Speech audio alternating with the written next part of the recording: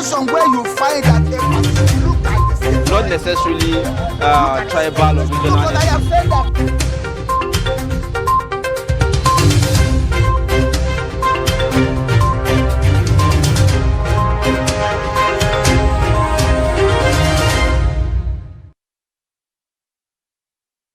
Welcome back and thanks for staying with us on Trust TV.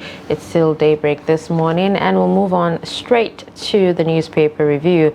Let's start with Daily Trust newspaper. We have the front page here and the lead story says, support Akpabio, Tajuddin, Tinubu urges lawmakers elect.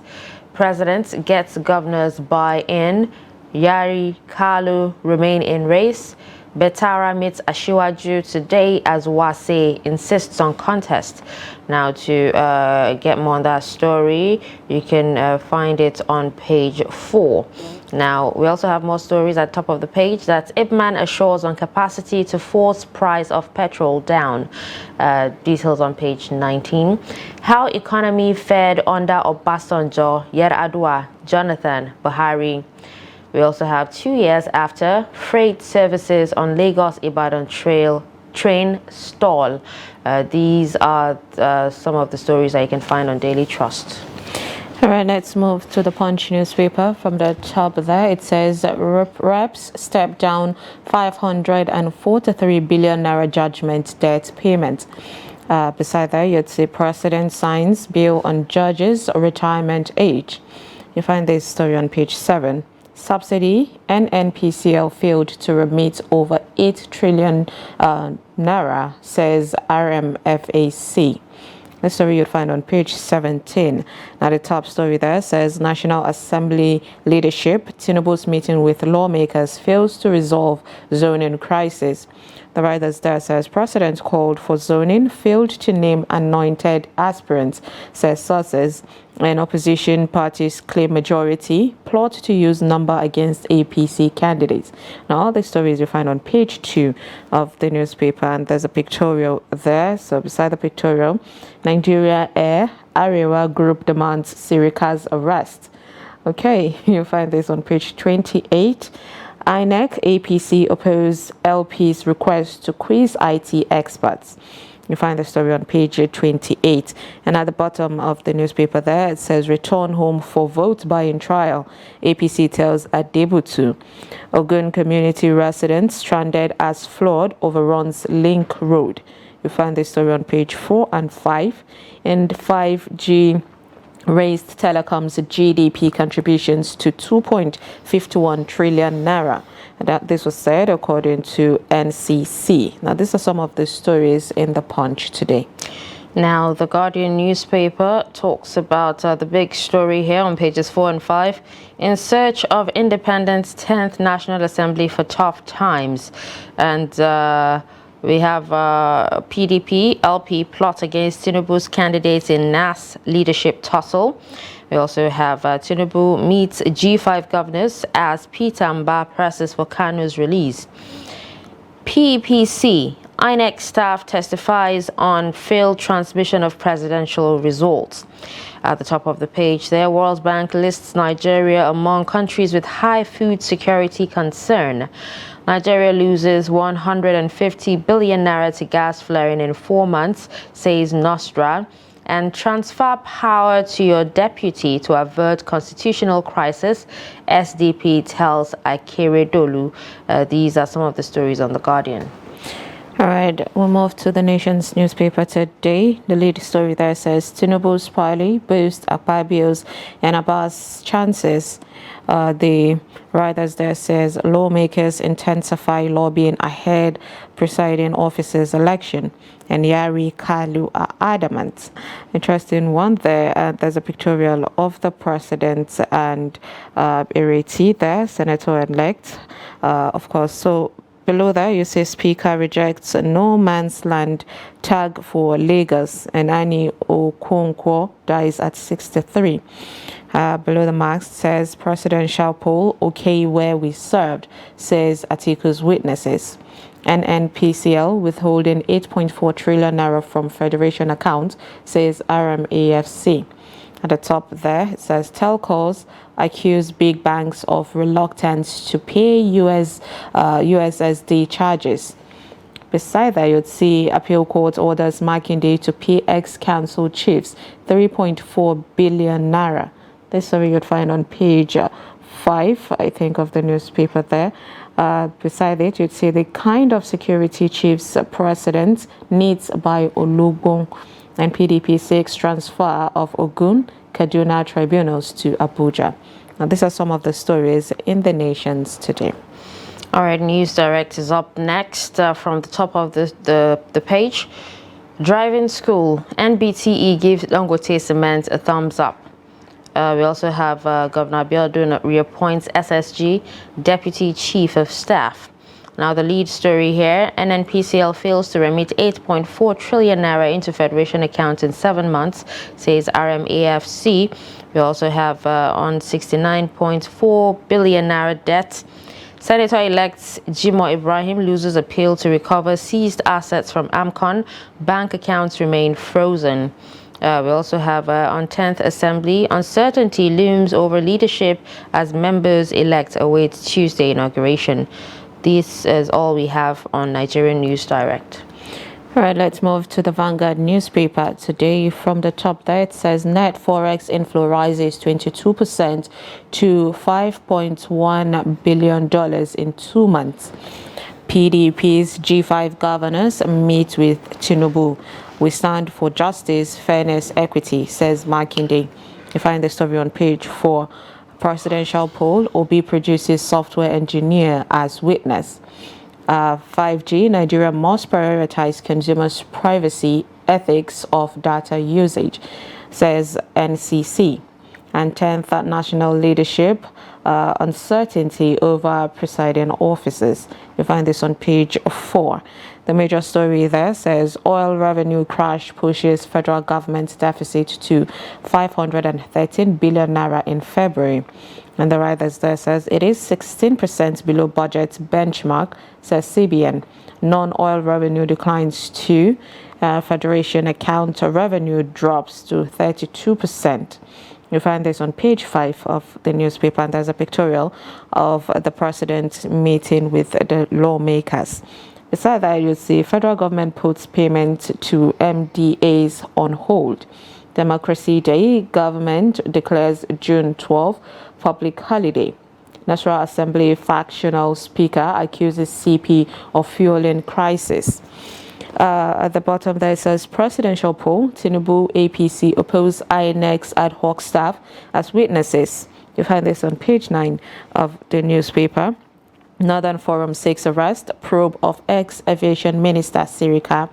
Death toll in Benue communities attacks hits 40%. The Sun News you'd find on page 6. And on the sports says Messi shoots Inter Miami's followers to 4.5 million in 12 hours.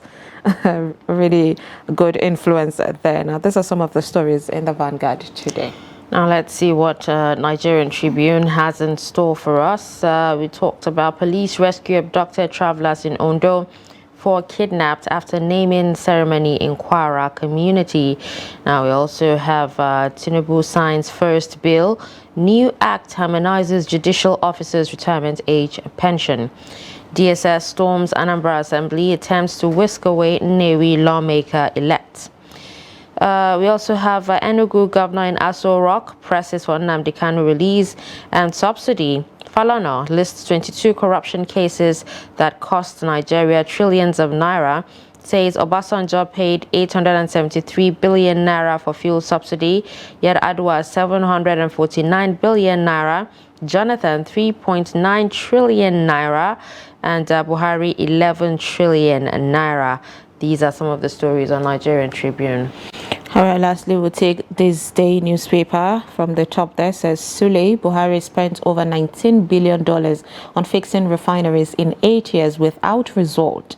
Doubt Nigeria's petrol consumption data, and RMAFC NNPCL's 8.48 trillion naira subsidy claims still unreconciled and backs removal. These stories you'd find on page 5. Telecom sector contributed 2.5 508 trillion naira to GDP in the first quarter of 2023. You find this on page 6. The lead story there says Tinubu meets senators, members-elect, charges them to work together and choose own leaders, urges them to put nation's interests above other considerations. PDP moves to back Yari's faction to create upsets, says opposition parties will maximize their numbers. Abiodun governors across parties have accepted APC's candidate. Now, the story is, of course, you'd find on page 5 of the newspaper. Obi seeks permission to question INEC over ICT personnel use. You find this on page 44. Now, these are some of the stories in this day newspaper today. All right, now that we're done reading out stories on the front page of the dailies, national dailies, we have our guest in the studio, in the person, our Friday guests, in the person of Nuruddin Abdullah. He's the editor of 21st Century Chronicles. Thank you so much for joining us. Good morning, thank you. Again, this beautiful Friday morning. So let's talk about the issue on the front burner of almost every, if not every newspaper this morning, talking about the National Assembly leadership, zoning crisis, and the fact that the president has actually urged lawmakers elect to support Akpabio Tajuddin. And there was also a particular line that Sumaya actually read out of PDP faction backing Yari just to create upsets. Just overall, generally, tell us what your take is on this. I think maybe in the last 48 hours, President Tinubu has jarred up so much now, by making some political overtures. One, you can see he met with some members-elect, House of Reps, and equally some senators elect, as well as even some of the contestants. My reading of the situation is this: when the zoning of the National Assembly seats were announced, they were hurriedly announced. Consultations are very crucial. You understand? But it seems that now since they realize that they have put the cart before the horse, and now they are reverting to the starting point. And look at the argument. Look at the proponents of zoning and the antagonists. From the Yari's point of view, he's saying that the three arms of government, if Akpabio eventually emerges as the Senate president, will be headed all by Southerners. The president is a Southerner. The Chief Justice of the Federation is equally a Southerner. And now with Akpabio at the National Assembly is another Southerner. On the other hand, the Tinubu APC people, their argument is this: if you allow a Northerner, in particular Yari, to be the Senate president, it means that the three arms of government will all be headed by Muslims. President Tinubu is a Muslim. The Chief Justice of the Federation is equally a Muslim. And now you have Yari as a Muslim. So look at this. That is the scenario. So whichever angle you look at it, you can say they are all fairly right. But more importantly, the Muslim tickets the APC produced for the last election, is equally that is the cause of the dilemma. Okay, another area is something, it's the Northwest. The Northwest produced the highest block votes than any other geopolitical zone in the country. So therefore, why denying them? So these are the, wherever you look at it, if you allow Akpabio, all Southerners will head the three arms of government. If you allow Yari, all Muslims will. So, there was the problem started not now. Maybe it is the APC's problem by adopting that Muslim ticket. If you look at it from the general Look at it. Let's go back to 2015. Consensus building, negotiations are crucial in matters like this. The APC Politburo did not learn from its mistakes in 2015, where Saraki emerged. Dogara emerged at the House of Reps against their preferred candidates, the Dengba Jabiamila. And even look at it, another argument is, look at it. What is the current situation? When I say current situation, the National Assembly is rounding up. The Senate has, even the reps did their valedictory some days ago. The Senate will do it on tomorrow. What is the situation? Buhari is a Muslim, right? The Chief Justice is a Muslim. Ahmad Lawan is a Muslim. The Speaker is a Muslim.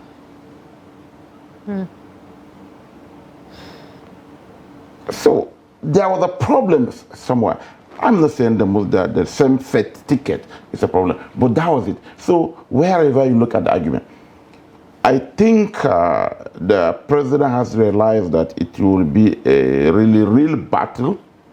Problem is, by the time he convoked the National Assembly and elections are allowed to be held, anything can happen.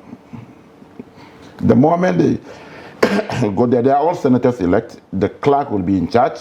The moment nominations, maybe the first nomination will be Akpabio, it will be seconded.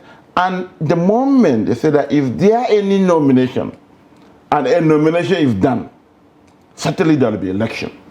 Okay, and nobody can say what will happen. So what about the claims that the opposition party are doing whatever it takes to upset what do you call it? Confusion. The cause confusion. And even on Punch, it actually says, there's a plot to use number against APC candidates. It's very, very possible. Look at it. The opposition parties are not fielding candidates. Aside PDP. Yes. Who is aspiring to be Senate President from the PDP? It's the major party.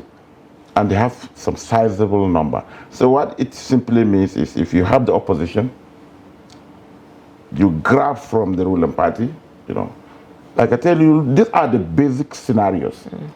So the lawmakers elected now will pander to one side, or okay, do you want to have all Southern head of 3 arms of government? Oh, you want to have all Muslim? So that is the situation, as well as the National Assembly leadership is not determined only by the lawmakers, but there are dozen stakeholders outside who are pushing for this, with the prevailing political interests. So if you take the House of Reps, for instance, I think aside the lawmakers from Rivers, who are controlled by the former governor, Wiki, all others, you don't know where they are going. The problem is this: if election is allowed to take place, then anything can happen. You can't predict. But if the ruling party is able to convince the whatever, the other people that have not stepped down at the House of Reps are Taju, Jaji, and immediate past Deputy Speaker Wasi, you understand? But the major obstacle looks more like in the Senate. Yari is a fighter, so to say, and he's a politician based on the way he's moving around the country. And even the states have their own issues. Talking about. So what happened, Mr. Rawa? Already factional. I'm telling you, parallel, speakers. Already and then police officers are taking over national state assembly complexes, and it's too early. No? Why that confusion? They could it be, craving for power that is making this happen? Because we've seen situations where Yari also has issues with EFCC would it be like something, do you see that something staged, like something to get him to back down with that case, even though the court has prayed, for AFCC and ICPC to allow him and not detain him? Okay, if you look at the major contenders in the National Assembly, which among them doesn't have an EFCC case? Is it the anointed candidate? In fact, his is double. He has the NDDC EFCC case as well as his own EFCC case as governor of Akwa Ibom State. Dito to Yari. All the guys have EFCC baggages. But it's normal. The politician will tell you, no, they are just suspects. Until a competent court of law find them guilty. So, like I say, it's all about interest. Abio is being pushed just to settle the faith issues. Yari is being prompted to settle the regional balance. You understand? So don't forget that a majority of the lawmakers, particularly at the House of Reps, about 70 or more percent are newcomers. I was just reading yesterday in the papers, the State Assembly in Niger State. Only 2 lawmakers out of 27 are returning. Oh, wow. Only 2. They rounded up this the 9th session. Only 2 are coming back. So you look at the level of truancy, in that aspect of it. And another thing they are using against Yari, for instance, is he's a newcomer. Yeah, he has legislative experience. In Niger now, only 2 are returning.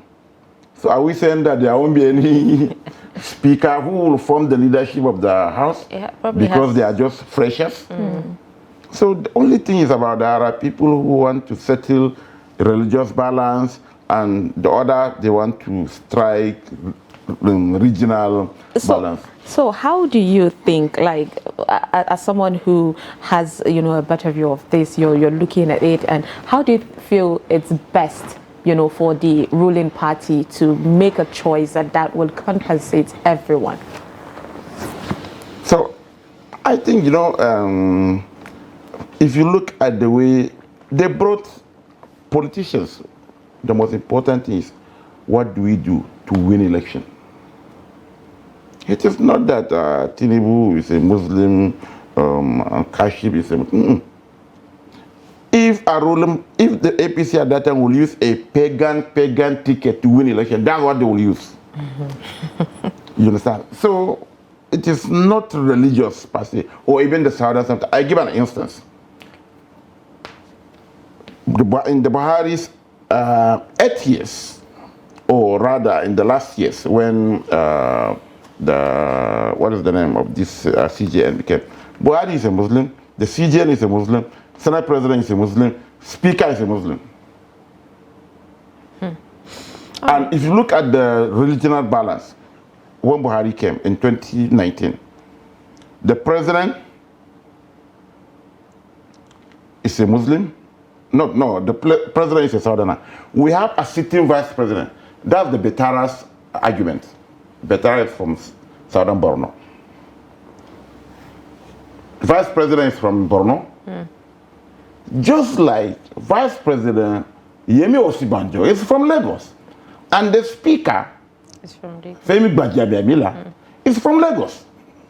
So you see there is nothing new. It's not new. Okay. You understand? All right, let's move away from that. A lot of confusion. Yes, indeed. And there's this very interesting one on Daily Trust newspaper talking about how the economy fared under Obasanjo, Yar'Adua, Jonathan, and Buhari. And where Falana was listing 22 corruption cases, that cost Nigerian trillions of naira. And he listed, how the subsidy...